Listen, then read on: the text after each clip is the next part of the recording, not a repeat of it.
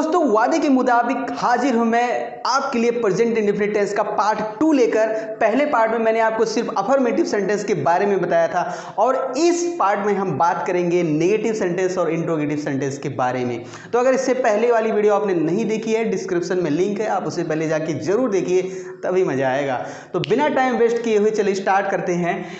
तो सबसे पहले आपको यहां पर समझना होगा हेल्पिंग वर्ब, क्योंकि प्रेजेंट इंडेफिनिट टेंस के अफर्मेटिव सेंटेंस में कोई हेल्पिंग वर्ब नहीं होता था, लेकिन नेगेटिव इंट्रोगेटिव और इंट्रोगेटिव नेगेटिव में हेल्पिंग वर्ब की जरूरत पड़ेगी। तो हेल्पिंग वर्ब जो होता है प्रेजेंट इंडेफिनिट टेंस में वो होता है या तो डू या तो डज, या डू हम यूज करेंगे या फिर डज का यूज करेंगे। डज का यूज करेंगे अगर सब्जेक्ट ही होगा या फिर शी होगा या फिर इट होगा या फिर कोई सिंगुलर नाउन होगा। ठीक है, ही शी इट या फिर सिंगुलर नाउन वाले सब्जेक्ट के साथ हम हेल्पिंग वर्ब डज का यूज करेंगे। और डू का यूज तब करेंगे अगर सब्जेक्ट आई होता है, वी होता है, दे होता है, यू होता है या फिर कोई प्लूरल नाउन का सब्जेक्ट होता है, तब हम हेल्पिंग वर्ब डू का यूज करते हैं। चलिए बात करते हैं नेगेटिव सेंटेंस का जो स्ट्रक्चर होता है, सिंटेक्स होता है, वो कैसे होता है। सबसे पहले हम लिखेंगे सब्जेक्ट, ठीक है, उसके बाद हम लिखेंगे हेल्पिंग वर्ब और हेल्पिंग वर्ब के बाद लगाएंगे नॉट। ध्यान रखिएगा जितने भी नेगेटिव सेंटेंस होंगे टेंस में हेल्पिंग वर्ब के बाद नॉट लगेगा सब में। उसके बाद यहां पर यूज करेंगे मेन वर्ब, मेन वर्ब की फर्स्ट फॉर्म, उसमें कुछ भी नहीं लगेगा। उसके बाद लिखेंगे ऑब्जेक्ट, ठीक है, और उसके बाद लिखेंगे अदर वर्ड्स। ठीक है, अगर सब्जेक्ट को पहचानना आपको सीखना है, ऑब्जेक्ट को पहचानना सीखना है, मेन वर्ब को पहचानना सीखना है, तो मैं आपको रिकमेंड करूंगा इससे पहले वाली वीडियो यानी प्रेजेंट इंडेफिनिट टेंस पार्ट 1 आप जरूर देखिए, डिस्क्रिप्शन में लिंक है। अब चलिए बात करते हैं पहला सेंटेंस, मेरी गाय दूध नहीं देती है। ये नेगेटिव सेंटेंस है, ठीक है, मेरी गाय दूध नहीं देती है प्रेजेंट इंडेफिनिट टेंस है और नेगेटिव सेंटेंस है। तो सबसे पहले हमें लिखना है सब्जेक्ट। तो सब्जेक्ट का पता चलता है कौन लगाने पर। अगर पूछा जाए कौन दूध नहीं देती है तो मेरी गाय, तो यहां पर हो जाएगा माई काउ। हमने लिख लिया सब्जेक्ट माई काउ यानी कि मेरी गाय। इसके बाद लिखना है हमें क्या, हेल्पिंग वर्ब। तो हेल्पिंग वर्ब या तो डू लगेगा या तो डज लगेगा, लेकिन ही सी इट और सिंगुलर नाउन के साथ क्या लगेगा, डज। यहां पर है मेरी गाय यानी कि मेरे एक गाय की बात हो रही है। मेरी गाय से क्या पता चलता है, एक गाय की बात हो रही है यानी कि सिंगुलर नाउन है। ठीक है, तो यहां पर हम लिख देंगे डज हेल्पिंग वर्ब। उसके बाद हमें लिखना है नॉट, तो नॉट भी हमने लिख दिया। Okay, my cow does not हो गया। इसके बाद हमें लिखना है मेन वर्ब। मेन वर्ब क्या है, देती है, तो गिव मीन्स होता है देना, गिव। और उसके बाद लिखना है ऑब्जेक्ट। ठीक है, ऑब्जेक्ट का पता कैसे चलता है, क्या या किसे लगाने पर। अगर पूछा जाए क्या देती है तो आंसर आएगा दूध, तो वही है ऑब्जेक्ट, वही हम लिख देंगे यानी कि मिल्क। ठीक है, उसके बाद अदर वर्ड्स यानी कि इस सेंटेंस में जो कुछ बचा हुआ है वो अदर वर्ड में आता है, उसको लास्ट में लिखते हैं। लेकिन मेरी गाय दूध नहीं देती, इस सेंटेंस में और कुछ नहीं बचा हुआ है, मतलब ये हमारा सेंटेंस कंप्लीट हो गया। अगला सेंटेंस है वह अपने भाई को प्यार नहीं करता है। तो सब्जेक्ट क्या है, वह के लिए लिखेंगे ही, क्योंकि अगर पूछा जाए कौन प्यार नहीं करता है तो आंसर आएगा वह यानी कि ही, यानी कि सब्जेक्ट है ही। कौन लगाने से सब्जेक्ट का पता चलता है, तो कौन, वह, ही। ठीक है, सब्जेक्ट हो गया ही। इसके बाद लिखना है हेल्पिंग वर्ब। तो हेल्पिंग वर्ब डू लगेगा या डज, ही सी इट और सिंगुलर नाउन के साथ डज लगता है, तो यहां पर हम लगा देंगे डज। इसके बाद लिखना है नॉट, लगा देंगे नॉट। उसके बाद लिखना है मेन वर्ब। मेन वर्ब क्या है, प्यार नहीं करता यानी प्यार करना, तो लव मीन्स होता है प्यार करना। इसके बाद लिखना है ऑब्जेक्ट। ठीक है, क्या प्यार करता है इसका कोई आंसर नहीं निकलेगा, लेकिन किसे प्यार करता है इसका आंसर निकलेगा, अपने भाई को। ठीक है, तो अपने भाई के लिए लिख देंगे हिज ब्रदर, हिज ब्रदर। ये चीज आप ध्यान रखिएगा, अगर सब्जेक्ट ही होता है तो अपने के लिए हिज लगता है। ठीक है, तो इस बात का आप ध्यान रखिएगा, सब्जेक्ट ही था इसीलिए अपने के लिए हिज यहाँ पर लग गया है।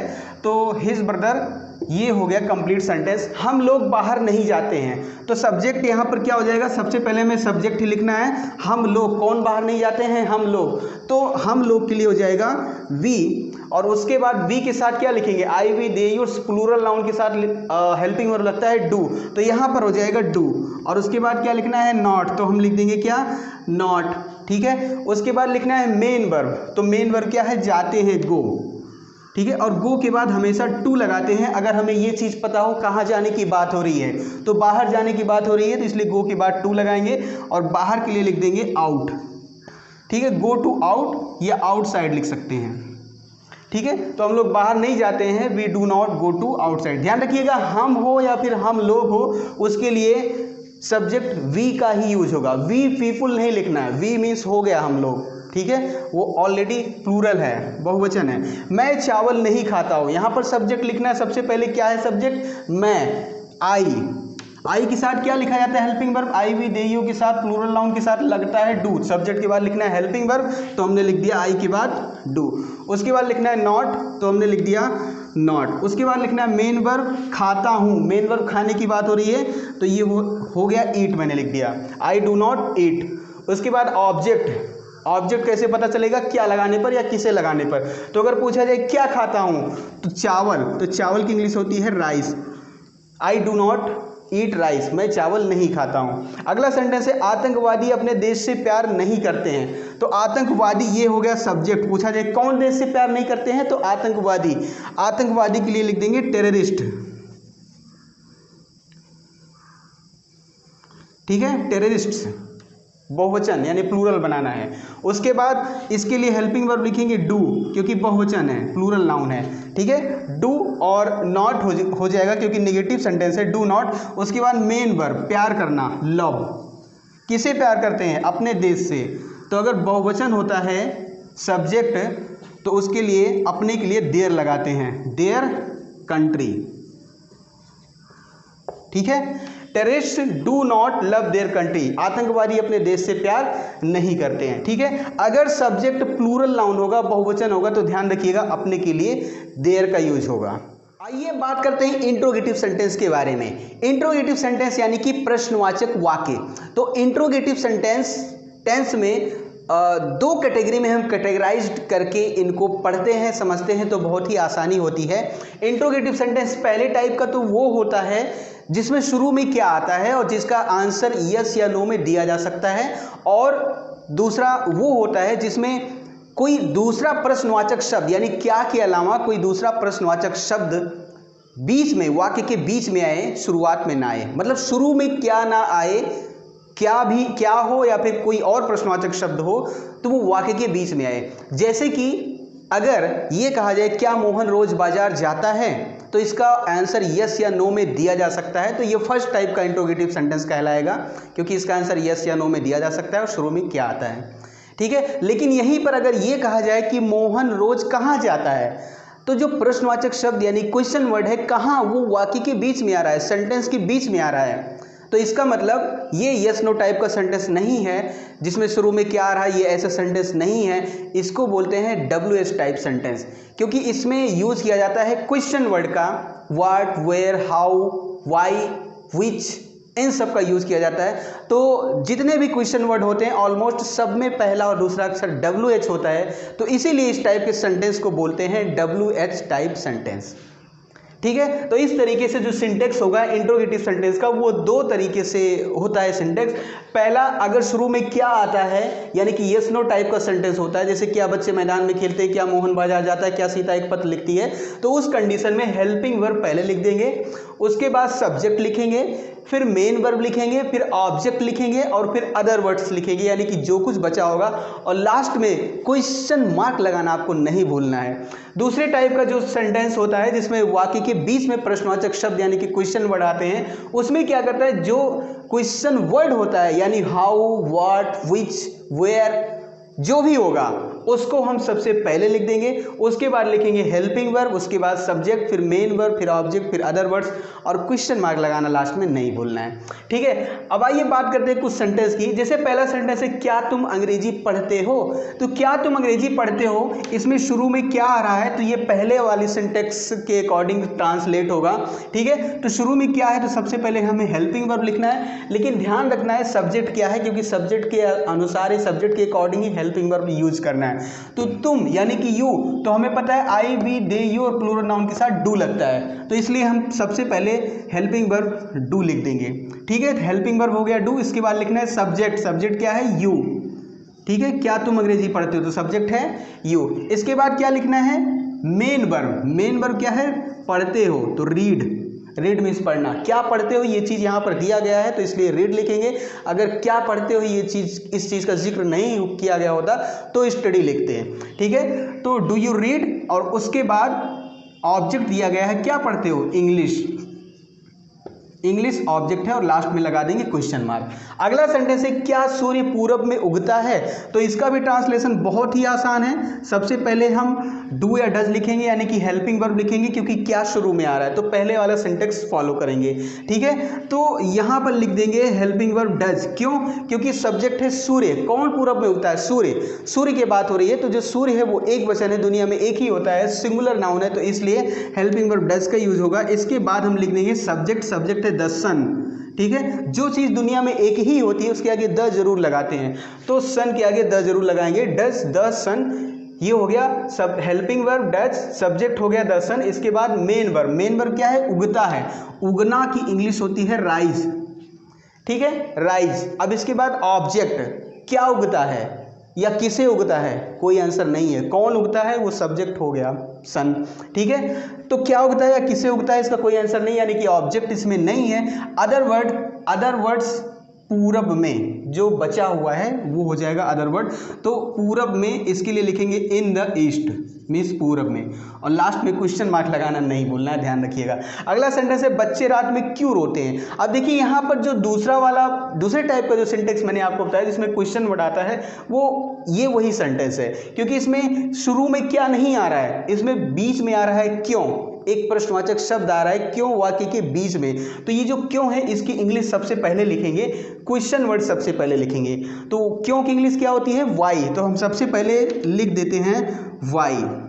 ठीक है, और इसके बाद लिखना है हेल्पिंग वर्ब। तो हेल्पिंग वर्ब क्या लगेगा? सब्जेक्ट क्या है? बच्चे। बच्चे बहुवचन है, प्लूरल है, तो पता है प्लूरल नाउन और आई वी डी यू के साथ डू लगता है, तो हमने लिख दिया फिर डू।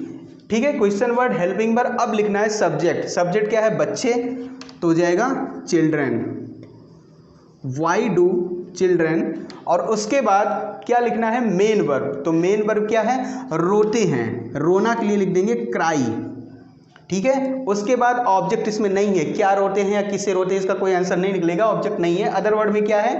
रात में, तो रात में के लिए लिख देंगे इन द नाइट। तो इस तरीके से इसका भी ट्रांसलेशन हो गया। ठीक है, why do children cry in the night.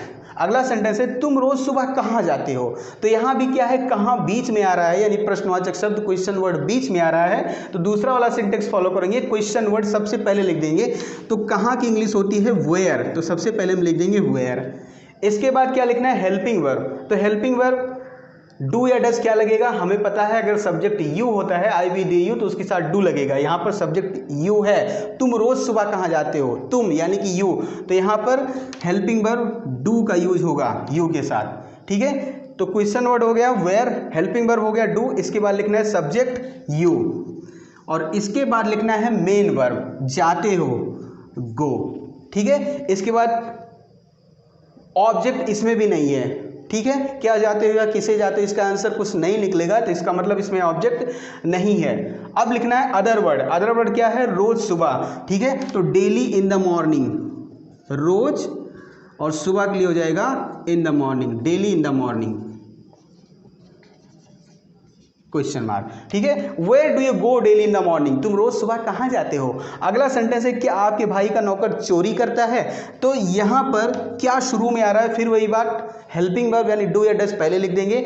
आपके भाई का नौकर, यानी नौकर एक ही है। यहाँ पर जिस तरीके से सेंटेंस लिखा हुआ है आपके भाई का नौकर, उससे यही पता चलता है कि नौकर एक ही है, तो इसलिए यहाँ पर डज का यूज करेंगे, क्योंकि हमें पता है ही शी इट और सिंगुलर नाउन के साथ हेल्पिंग वर्ब डज का यूज होता है, तो डज हो गया।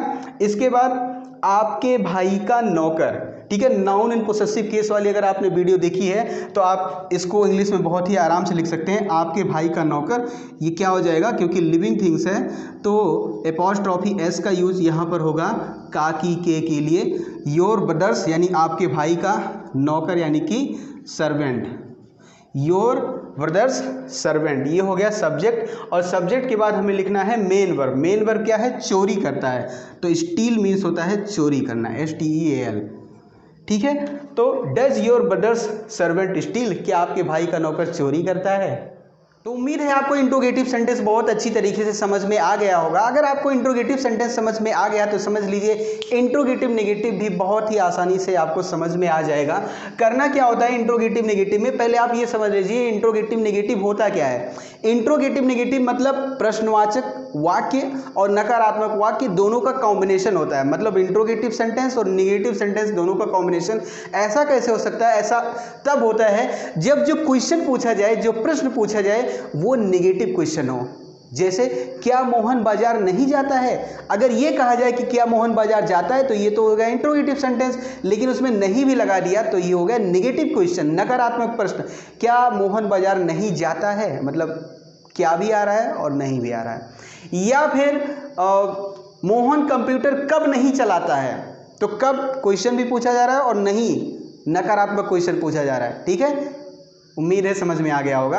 तो इस तरीके की जो सेंटेंस होते हैं इसमें भी वही बात है, कुछ सेंटेंस में शुरू में क्या आएगा और कुछ सेंटेंस में बीच में, वाक्य के बीच में क्या, कौन, कहाँ, कैसे, ये सारे प्रश्नवाचक शब्द आएंगे। तो उस लिहाज से दो तरीके से सिंटेक्स होता है इसमें। हेल्पिंग वर्ब पहले लगाएंगे जैसे उसमें करते थे, अगर शुरू में क्या होता है तो हेल्पिंग वर्ब पहले आ जाएगा, उसके बाद सब्जेक्ट और सब्जेक्ट के बाद तुरंत लगा देंगे नॉट।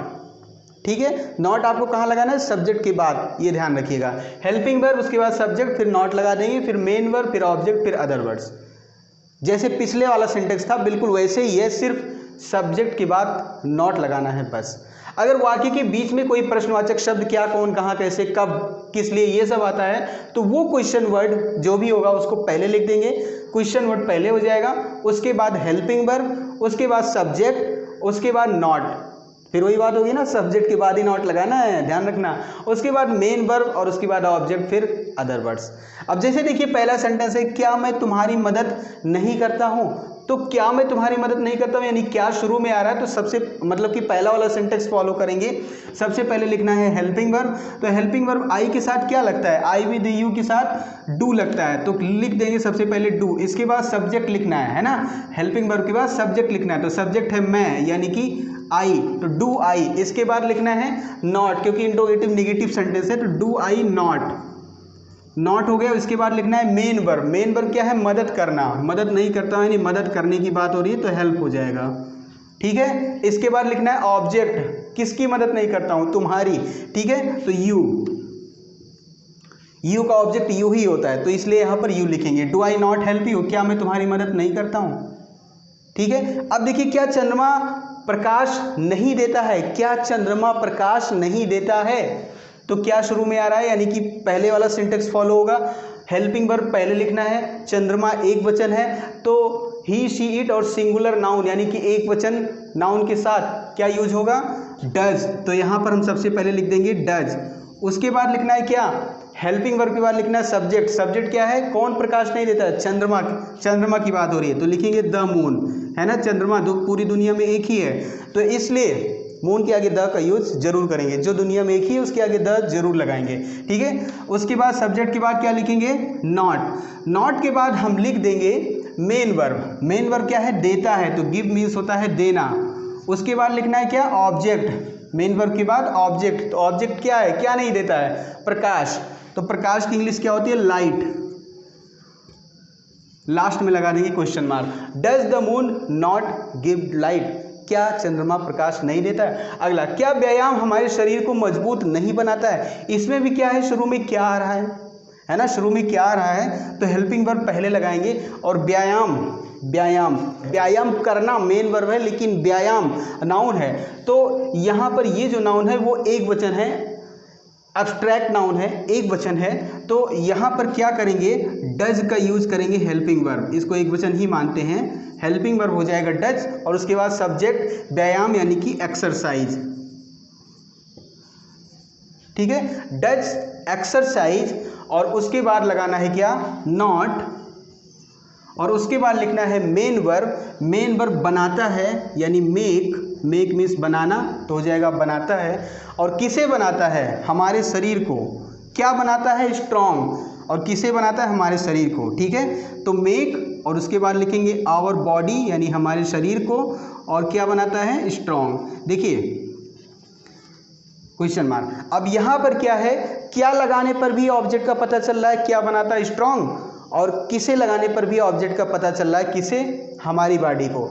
तो अगर इस तरीके से कोई सेंटेंस हो जिसमें क्या लगाने पर भी एक ऑब्जेक्ट का पता चले और किसे लगाने पर भी ऑब्जेक्ट का पता चले, तो उसमें ज़्यादातर क्या करते हैं कि जो किसे लगाने पर ऑब्जेक्ट आता है निकल कर, उसको हम पहले लिख देते हैं, और क्या लगाने पर जो ऑब्जेक्ट निकल कर आता है उसको हम बाद में लिखते हैं। ठीक है, तो इस तरीके से does exercise not make our body strong, किसे, हमारी बॉडी को क्या स्ट्रांग, क्या बनाता है। रुपेश कंप्यूटर कब नहीं चलाता है। अब ये क्या है, कब, एक क्वेश्चन वर्ड है, एक प्रश्नवाचक शब्द है जो कि वाक्य के बीच में आ रहा है, तो इसकी इंग्लिश पहले लिखनी है। दूसरा वाला सेंटेंस देखिए, सबसे पहले क्वेश्चन वर्ड लिखना है।